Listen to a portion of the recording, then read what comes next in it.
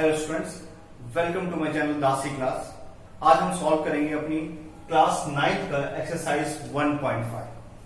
तो exercise start करने से पहले इस एक्सरसाइज का जो इंट्रोडक्शन है वो आप जरूर देखिए, क्योंकि वहां पे मैंने बारीकी से हर एक चीज समझाई है कि किस टाइप ऑफ क्वेश्चन को कैसे सॉल्व करना है और क्या टेक्निक यूज करनी है।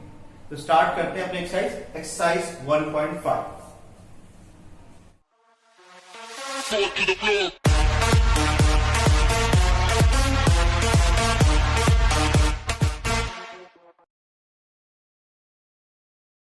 तो फर्स्ट क्वेश्चन है, classify the following as a rational और इरेशनल।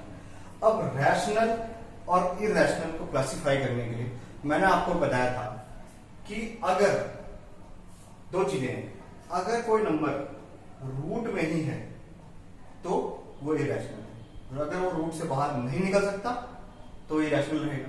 लेकिन अगर वो रूट से बाहर निकल जाएगा, जैसे मैंने लिखा √4, तो ये क्या निकलता है, 2 बाहर निकल जाता है। अब ये रूट से बाहर निकल गया, ये इंटीजर बन गया, तो ये क्या बन जाएगा, रैशनल बन जाएगा। और अगर वो रूट से बाहर नहीं निकलता तो वो क्या रहेगा, इरेशनल। पहली चीज। दूसरी चीज, मैंने इंट्रोडक्शन में आपको ये भी बताया था कि अगर डेसिमल एक्सपेंशन की बात की जाए तो अगर टर्मिनेटिंग के नॉन टर्मिनेटिंग के साथ साथ अगर वो रिपीटिंग है तो वो रैशनल रहेगा। लेकिन अगर नॉन टर्मिनेटिंग के साथ साथ वो नॉन रिपीटिंग है, यानी कि नॉन रिकरिंग है, रिपीट नहीं हो रहा नंबर, तो वो इरेशनल होता है। ठीक है, तो आप इंट्रोडक्शन वाला जो पार्ट है उसको जरूर देखिए ध्यान से। तो अब ये देखिए, ये जो है 2 - √5, ये नंबर जो है रूट से बाहर नहीं निकल सकता, इसलिए ये क्या होगा, इरेशनल नंबर होगा। बात समझना है। इसको देखिए, अगर आप सॉल्व करेंगे तो 3 - 23 और माइनस का 23, तो ये इससे कट जाएगा, क्या बचेगा, 3। अब 3 कैसा है, रैशनल, तो ये कैसा नंबर हो गया, रैशनल नंबर। बात समझ में आ गई। ये क्वेश्चन है 2√7/7 तो इसमें सीधे सीधे √7 से काट दो, क्या बच गया, 2/7, और ये कैसा नंबर है, रैशनल। बात समझ में आ गई। नीचे में अंडर रूट है, तो ये क्या बन गया, इरेशनल। ये बहुत सिंपल क्वेश्चन है। और पाई क्या होता है, इरेशनल है। इरेशनल को जब 2 से, यानी कि इरेशनल नंबर जब 2 से मल्टीप्लाई होगा तब भी वो इरेशनल ही रहेगा। बात समझ में आ गई। तो ये हमने फर्स्ट क्वेश्चन कर लिया। अब स्टार्ट करते हैं क्वेश्चन नंबर 2, थोड़ा सा अच्छे क्वेश्चन है। इसमें हमें सिंप्लीफाई करने हैं, ठीक है।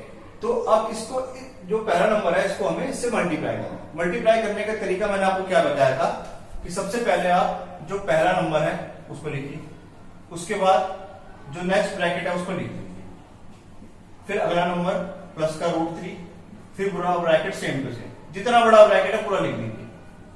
ठीक है। अब नंबर वाला नंबर के साथ मल्टीप्लाई होगा और रूट वाला के साथ। 3 × 2 = 6। अब इसके बाहर कुछ नहीं तो क्या, 1 है, 3 × 1 = 3, और रूट वाला अकेला नंबर है। यहां पर भी सेम वही, और रूट वाला रूट से कितना हो जाएगा, प्लस का 6। कोई सेम रूट वाला नंबर है, नहीं है, तो बस हमारा आंसर आ गया। यहां देखिए, यहां पे a + का b है और ये a - का b है। इसका फॉर्मूला क्या होता है, a² - b²। तो 3 का स्क्वायर माइनस √3 का स्क्वायर। 3 का स्क्वायर कितना होता है, 9, और √3 का स्क्वायर कितना होता है, 3। हमने बात करी थी, जब भी √3 × √3 दो नंबर रूट वाले हो तो वो एक नंबर बन जाता है, रूट हट जाता है।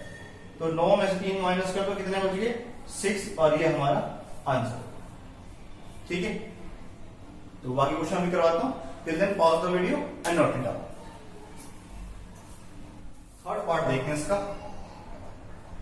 √5 + √2 का होल स्क्वायर, यानी कि a + b का होल स्क्वायर हमारे पास आइडेंटिटी है, a² + b² + 2ab। तो a की वैल्यू हमारे पास यहां है √5 और b के बदले √2, तो √5 का स्क्वायर प्लस √2 का स्क्वायर प्लस 2 × √5 × √2।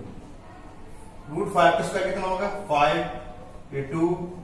अब देखिए 2 अकेला नंबर है, और 5 टू या रूट वाले मल्टीप्लाई, तो 7 प्लस 2 रूट 10 हमारा क्या निकल गया आंसर। ठीक है, यहां पर भी वही a माइनस बी है और a प्लस का b है। जब ये वाला केस होता है तो क्या करते हैं, a square minus B square. What is a है रूट 5 स्क्वायर कर दो, व्हाट इज b है रूट 2 स्क्वायर कर दो, ये हो जाएगा 5 माइनस 2, आंसर आ गया 3। ये बहुत इजी क्वेश्चन थे। ठीक है, नेक्स्ट क्वेश्चन देखते हैं, क्वेश्चन नंबर 3। क्वेश्चन नंबर 3 है, record pi is defined as the ratio of the circumference, say c, of a circle of its diameter d. ठीक है, that pi equal to c upon d. This seems to be contradict fact that the pi is irrational. How will you resolve the contradiction? देखिए, हालांकि ये question number 3 में थोड़ा सा बता रहा हूं आपको। मैंने आपको बताया था पाई क्या होता है, कि जब एक सर्कल के सरकमफ्रेंस को उसके डायमीटर से डिवाइड करते हैं। सरकमफ्रेंस को मैंने c मान लिया और डायमीटर को मैंने d मान लिया, c अपॉन में d। ठीक, तो हमें क्या मिलता है, पाई मिलता है। ठीक, और पाई की जो वैल्यू होती है, जब डिवाइड करते हैं तो हमें 3.1416 ऐसे करके बहुत बड़ा सा नॉन टर्मिनेटिंग नॉन रिपीटिंग होता है।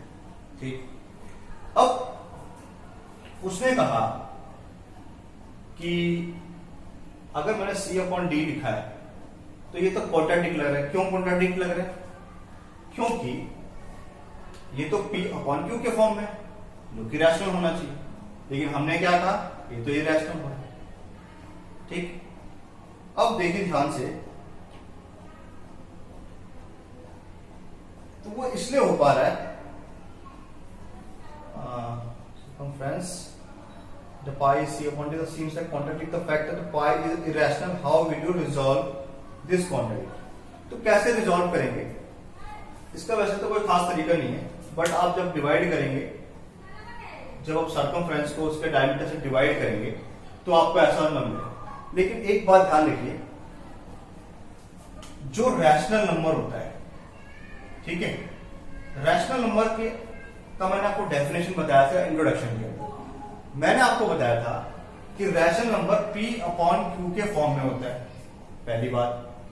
अब दूसरी बात मैंने बताया कि q की वैल्यू जो है 0 नहीं हो सकती, और तीसरी सबसे इंपॉर्टेंट बात, p और जो q होते हैं वो कैसे क्या होते हैं, वो इंटीजर। बात समझ में आ गई? तो c और d, उसने सिर्फ c और d बताया कि सर्कमफ्रेंस है और डायमीटर है, लेकिन ये नहीं बताया कि c और d दोनों इंटीजर है। क्या पता दोनों इंटीजर ना हो? बात समझ में आ गई? अगर दोनों इंटीजर नहीं होंगे, जरूरी नहीं है कि वो रैशनल नंबर, क्योंकि रैशनल नंबर की डेफिनेशन ये कहती है कि ये p अपॉन q के फॉर्म में होना चाहिए, q की वैल्यू 0 नहीं होना चाहिए, और p और q दोनों इंटीजर होने चाहिए।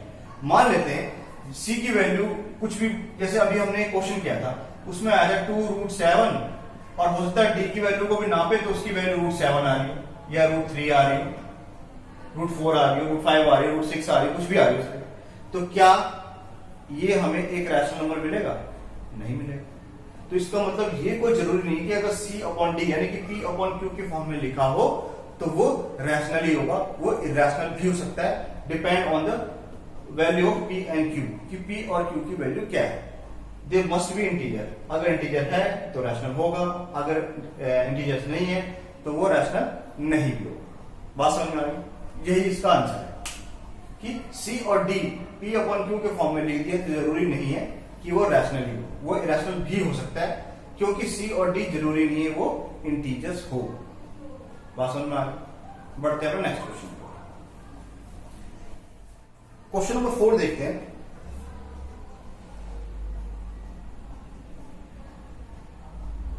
क्वेश्चन नंबर 4 है, रिप्रेजेंट अंडर रूट 9.3, ठीक है, और नंबर लाइन।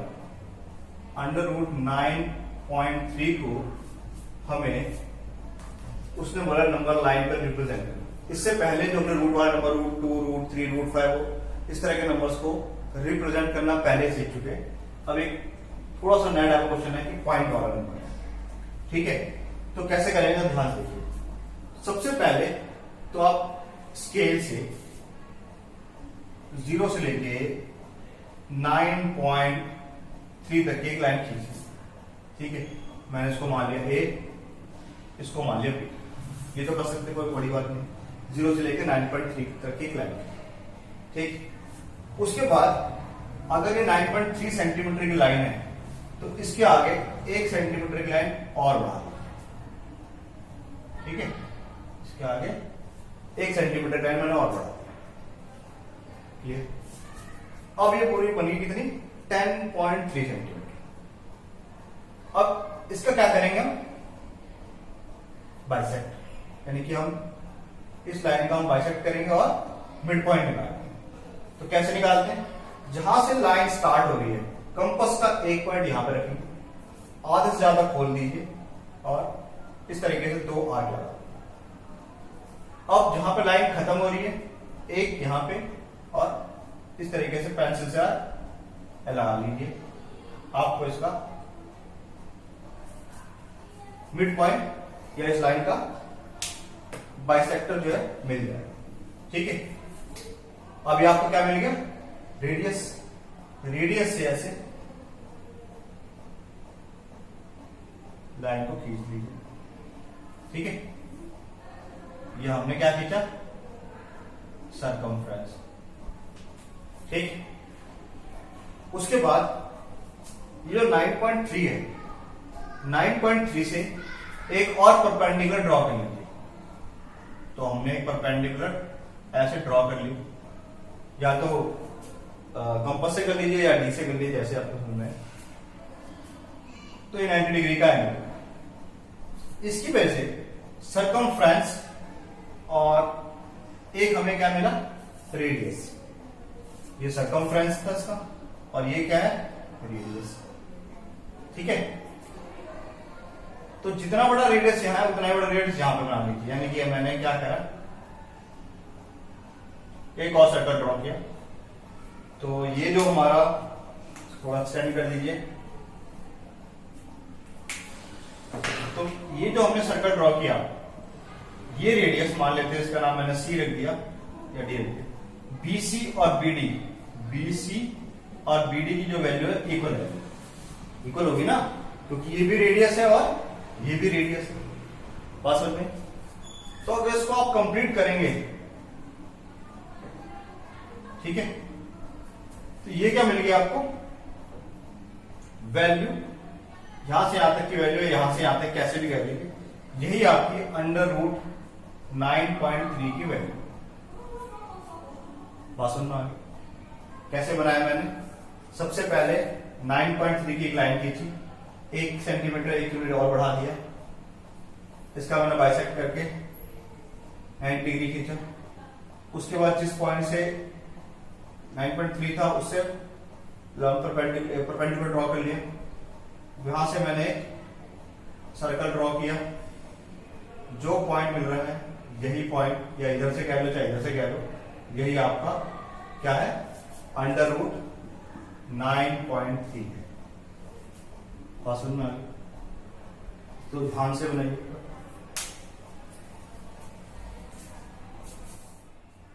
लास्ट क्वेश्चन है, क्वेश्चन नंबर 5, रेशनलाइज डिनोमिनेटर। इसमें क्या करते हैं? नीचे वाले रूट को हटाने की कोशिश करते हैं। कैसे करते हैं? मैंने आपको उसके सारे इंट्रोडक्शन में बताया हुआ है। तो ये √7 है, ऊपर भी √7 से मल्टीप्लाई कीजिए और इसी √7 से डिवाइड कीजिए। तो अब आपका नंबर क्या बन गया? √7, और ये क्या बन गया? 7, नीचे रूट हट गया, ये हमारा आंसर है। उसके बाद √7 माइनस √6 है, इसको मल्टीप्लाई कीजिए √7, माइनस पर क्या यूज करेंगे? प्लस का नंबर। ठीक है, √7 प्लस का √6, 1 से सबको मल्टीप्लाई कीजिए, यही आ गया। और नीचे में देखिए a minus B, a plus B, तो फॉर्मूला क्या लगता है? a² minus b²।